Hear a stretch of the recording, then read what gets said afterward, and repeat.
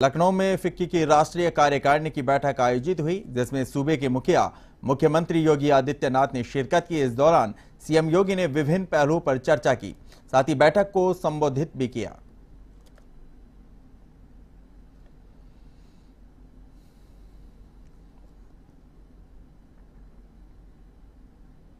आज आप देख रहे होंगे उत्तर प्रदेश के द्वारा प्रारंभ की गई वन डिस्ट्रिक्ट वन प्रोडक्ट योजना आज भारत सरकार की योजना बन गई है। पूरे देश के अंदर लोकप्रिय योजनाओं में से एक है। इस योजना ने उत्तर प्रदेश को मैन्युफैक्चरिंग के एक हब के रूप में स्थापित करते हुए एक्सपोर्ट हब के रूप में भी बदलने में मदद की है। लगभग 2 लाख करोड़ रुपए का एक्सपोर्ट वर्तमान में उत्तर प्रदेश कर रहा है। ऐसे ही अन्य परंपरागत हस्तशिल्पी और कारीगरों को प्रोत्साहित करने के लिए सन 2019 में हम लोगों ने विश्वकर्मा श्रम सम्मान की योजना प्रारंभ की थी। विश्वकर्मा श्रम सम्मान परंपरागत जो हमारे हस्तशिल्पी थे, कारीगर थे, जो कार्य करते थे स्थानीय स्तर पर, ये सभी उसको प्रोत्साहन देने के लिए राज्य सरकार ने जो कार्यक्रम आगे बढ़ाए थे, आज उसका परिणाम क्या है? लगभग 1 लाख हस्तशिल्पी और कारीगरों की ट्रेनिंग, उन्हें बैंक से जोड़ना और उन्हें टूल किट उपलब्ध कराने की कार्रवाई हम लोगों ने अब तक संपन्न की है। और मुझे प्रसन्नता है कि यूनियन बजट ने भी इस वर्ष विश्वकर्मा योजना प्रारंभ की है और विश्वकर्मा योजना के अंतर्गत उन्हीं श्रेणियों को आगे प्रोत्साहित करने के लिए जो राष्ट्रपिता महात्मा गांधी के ग्राम स्वराज की परिकल्पना को साकार करता है। मुख्यमंत्री योगी आदित्यनाथ आज मेजर ध्यानचंद की जयंती पर झांसी आ रहे हैं, जहां वे 2009 करोड़ की परियोजनाओं का लोकार्पण और शिलान्यास करेंगे। यहां से वे मां पीताम्बरा के दर्शन करने दतिया जाएंगे। दरअसल सीएम योगी कचहरी चौराहा स्थित शिक्षा भवन में नवनिर्मित लाइब्रेरी का उद्घाटन करेंगे। इसके बाद से रानी लक्ष्मीबाई पार्क पहुंचेंगे। वहां पर मेजर ध्यानचंद की 25 फीट ऊंची मूर्ति का अनावरण करेंगे। साथ ही पार्क में बनाए गए देश के पहले हॉकी म्यूजियम का उद्घाटन भी करेंगे। इस दौरान ध्यानचंद स्टेडियम में सीएम योगी विभिन्न परियोजनाओं का लोकार्पण और शिलान्यास भी करेंगे। इसके अलावा हॉकी ओलंपिक के खिलाड़ियों का सम्मान करेंगे और खेल दिवस पर होने वाले हॉकी मैच का शुभारंभ करेंगे।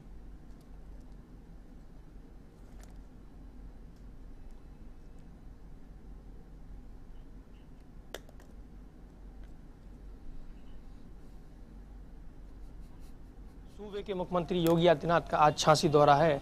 करीब 1:50 पर वो झांसी की पुलिस लाइन उतरेंगे और वहां से वो कचहरी चौराहा बनी नवनिर्मित लाइब्रेरी का उद्घाटन करेंगे और इसके बाद वो रानी लक्ष्मीबाई पार्क जाएंगे, जहां पे हॉकी म्यूजियम का उद्घाटन करेंगे और साथ ही वो ओलंपिक खिलाड़ियों का भी सम्मान करेंगे। इसके बाद वो ध्यानचंद स्टेडियम जाएंगे, जहां से कई परियोजनाओं का लोकार्पण और वो शिलान्यास करेंगे और इसके बाद साथ ही वो मैच का भी शुभारंभ करेंगे और वहाँ से वो दतिया माँ पीताम्बरा के दर्शन के लिए निकलेंगे। उसके बाद वो वहाँ से लखनऊ के लिए रवाना हो जाएंगे। और बात Danish A one TV Jhansi.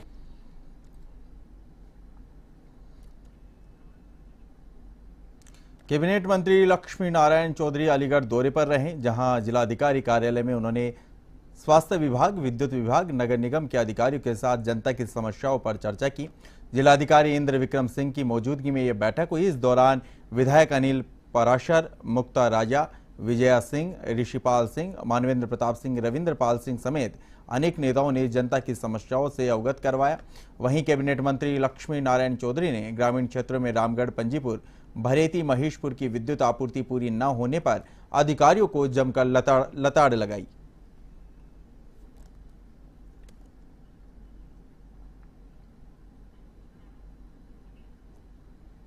Madurai rail हादसे का शिकार हुए सीतापुर के 5 यात्रियों के शव को कारागार राज्य मंत्री सुरेश राही सीतापुर लेकर पहुंचे, जहां मंत्री ने मृतकों के घर जाकर परिजनों का शव सौंपे। इस हादसे में जान गंवाने वालों में हरीश भसीन पप्पू, शत्रुदमन सिंह, अकुल कश्यप, दीपक कश्यप और मिथिलेश कुमारी हैं। इस दौरान डीएम अनुज सिंह, एसडीएम सदर ज्ञानेंद्र द्विवेदी मृतकों के परिजनों को ढांढस बंधवाया। बता दें कि सीतापुर के आदर्श नगर मोहल्ले से सर्वाधिक 9 लोग इस धार्मिक यात्रा पर गए थे, जिसमें से 2 लोगों की मौत हो गई। इस अवसर पर राज्य मंत्री सुरेश राही ने कहा कि मदुरै रेल हादसा बहुत दुखद है। हम अमोसी एयरपोर्ट से शवों को लेकर आए हैं। शोकाकुल परिजनों के साथ सरकार हर कदम पर खड़ी है। जहां तक ट्रेन में सिलेंडर ले जाने का प्रश्न है तो वह जांच का विषय है।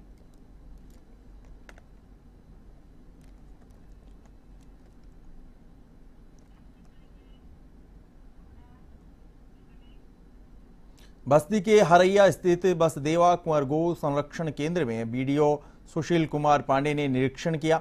इस दौरान उन्होंने यहां पर पशुओं के रखरखाव के बारे में विस्तार से जानकारी ली, साथ ही साफ सफाई सहित अन्य मामलों पर चर्चा की। वहीं प्रधान प्रतिनिधि सर्वेश कुमार वर्मा ने बीडीओ को तमाम जानकारी प्रदान की, जिस पर बीडीओ ने भी गो संरक्षण केंद्र की तारीफ कर आवश्यक दिशा निर्देश दिए।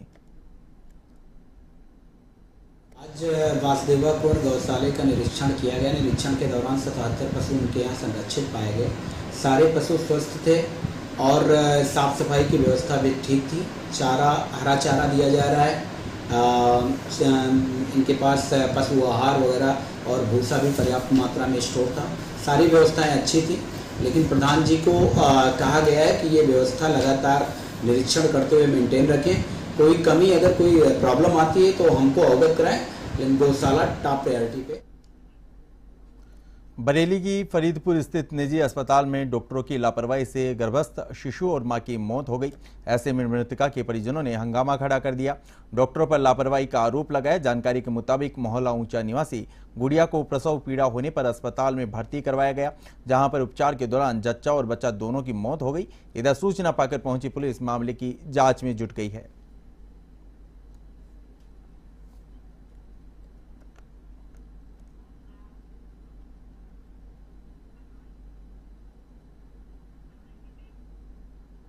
संभल के जुनवाई क्षेत्र में पुलिस की खौफ खत्म हो गया है। यहां महज 2 महीने में हत्या की दूसरी वारदात सामने आई है।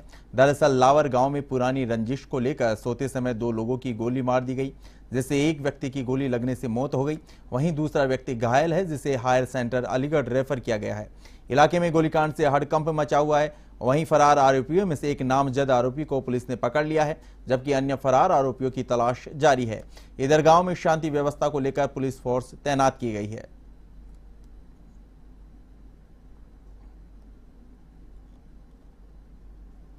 थाना जुनवाई के ग्राम लावर में 2 व्यक्तियों को गोली लगने की पुलिस को सूचना मिली, जिसमें तुरंत मौके पर थाना पुलिस पहुंची, जहां पर यह ज्ञात हुआ कि प्रताप सन ऑफ गंगा सहाय और उमेश सन ऑफ रघुवीर अपने घेर में सो रहे थे, जहां पर उनको गोली लगी। इस संदर्भ में प्रताप की मौके पे मृत्यु हुई और उमेश के गंभीर रूप से घायल होने पर उपचार हेतु अलीगढ़ रेफर किया गया। इस संबंध में मृतक प्रताप के परिजन की तहरीर के आधार पर सुसंगत धाराओं में अभियोग पंजीकृत किया गया है, जहां पर उनके द्वारा पूर्व की रंजिश दिखाते हुए 5 गाँव के ही व्यक्तियों को आरोपी बनाया गया है। इस संबंध में मेरे द्वारा घटनास्थल का निरीक्षण किया गया तथा वैज्ञानिक साक्ष्य संकलन हेतु फील्ड यूनिट और डॉग्स। यूपी के हरदोई में 15 वर्षीय नाबालिग से दुष्कर्म का मामला सामने आया है। पुलिस को दी गई तहरीर में बताया गया कि परिजन खेत पर काम करने गए थे और घर पर नाबालिग अकेली थी। तभी गांव के युवक ने वारदात को अंजाम दिया। सूचना पर पहुंची पुलिस ने डॉक्टरी परीक्षण के बाद मामले की जांच पड़ताल शुरू कर दी। अपर पुलिस अधीक्षक पश्चिमी दुर्गेश कुमार सिंह ने बताया कि बेनीगंज थाना क्षेत्र के एक व्यक्ति ने प्रार्थना पत्र दिया है, जिसमें गांव के एक युवक पर नाबालिग किशोरी से दुष्कर्म का आरोप लगाया। फिलहाल मामले की जांच जारी है।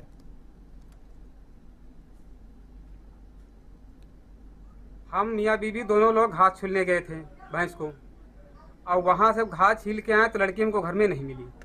घर में जब नहीं मिली तब मैं ढूंढना चालू कर दिया दाहिने बाएं। थोड़ा मेरे गांव के पास एक जंगल पड़ता है, वहाँ बठिया लगी हैं, एक आश्रम बना हुआ है, वहाँ भी देखा दुखा, वहाँ भी नहीं लड़की मिली। बाद में अपने भतीजे को मैंने बुलाया, दूसरा भतीजा था उसको बुलाया। उसको बुला करके मैंने कहा भैया नेहा देवी जो है गायब है, इसको जो है ढूंढो। बाकी हम वहाँ से दाहिने बाएं जो खेत गए थे, खेत से बगिया गए, बगिया में वहाँ नहीं मिली। और उसके बाद में मेरे भाई के पास गए, भाई से बताया, भाई मेरा भैंसे चरा रहा था, वो भैंसे रपटा के घर में बांध दिया। फिर जो है लड़की को वो दूसरी जो उसके पड़ोस में औरत थी वो हमारे घर को बताने आई, बोली लड़की तुम्हारी नेहा वहाँ पड़ी है, उसको उठा लाओ, बेहोशी हालत में गला पड़ी है। तो हमने कहा अब हम जाएंगे नहीं वहाँ। जब पुलिस को 100 नंबर को फ़ोन किया, 100 नंबर गई, तब तो उसके साथ में जब 100 नंबर गई तब लड़की को उठा करके मैं अस्पताल लाया। ये थाना बेनीगंज के कल्याणमल क्षेत्र का मामला है।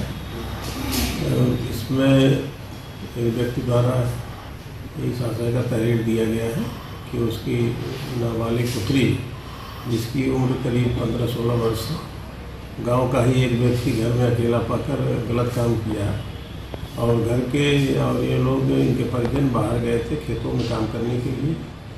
इस तहरीर पे अभियोग पंजीकृत किया जा रहा है और शीघ्र ही उसको अभियुक्त को गिरफ्तार करके अन्य आवश्यक विधिक कार्रवाई पूरी की जाए। बाराबंकी जिले से होकर गुजर रही सरयू नदी में आई बाढ़ से करीब 50 गांवों का जनजीवन पटरी से उतर गया है। इस समय नदी का जलस्तर खतरे के निशान के आसपास है। बाराबंकी जिले के रामनगर और सिरोली गोसरपुर तहसील क्षेत्र में नदी अपना कहर बरपा रही है। इधर रामनगर तहसील क्षेत्र के कई गांवों में नदी तेजी से कटान कर रही है, जैसे जमका, खुज्जी और सरसंडा गांव के लोगों में दहशत है। यहां अब तक 30 मकान और कच्ची झोपड़ी नदी में समा चुकी हैं। वहीं बहराइच बॉर्डर पर बसे खुज्जी गांव के प्राथमिक विद्यालय और 14 मकान नदी में समा गए हैं। इस स्कूल में करीब 7 किलोमीटर दूर से लगभग 185 बच्चे पढ़ने आते हैं। वहीं रामनगर एसडीएम ने कहा कि इस समय स्थिति नियंत्रण में है और रामनगर तहसील क्षेत्र में कटान से स्थिति ज्यादा खराब हो रही है। किसी को किसी भी प्रकार की समस्या नहीं होगी। जनपद बाराबंकी तहसील रामनगर में बाढ़ राहत कार्यों की स्थिति इस प्रकार रही। आज कुल 5 नावों का संचालन किया गया है तथा मेडिकल कैंप में कुल 60 व्यक्तियों का इलाज किया गया है। कुल 9 पशुओं का इलाज किया गया है तथा 13 पशुओं का टीकाकरण किया गया है। इसके अलावा बाढ़ प्रभावित ग्राम बतनेरा के सर्वाधिक प्रभावित मजरों नलपुरवा, कुर्री और सुंदर नगर के कुल 45 परिवारों को शासन द्वारा निर्धारित मानक राहत किट का वितरण भी किया गया है।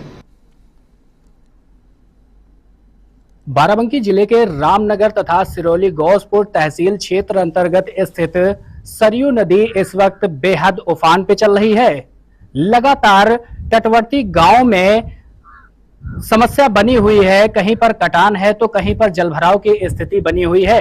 बताते चले कि लगातार जो तटवर्ती गांव है वहां पर कटान की स्थिति है। खुज्जी गांव और इसके अलावा और भी ऐसे कई गांव हैं जहां पर जो पंचायत भवन है, सरकारी भवन है, वहां पर कटान हो चुका है। जो सरकारी भवन है वो पूरी तरीके से सरयू नदी में समाहित हो चुके हैं। इस वक्त A1 टीवी की टीम सरयू नदी के घाट पर पहुंच चुकी है और आपको हम नजारा दिखाना चाहेंगे कि दूर दूर तक यहां पर सरयू नदी का जल बेहद उफान पे है। लगातार उफान होने के कारण यहाँ के जो लोग हैं वो डर के साए में हैं। आपको तस्वीरें दिखाएंगे कि यहाँ पर खंभा जरूर लगा है लेकिन यहाँ पर लाइट नहीं है।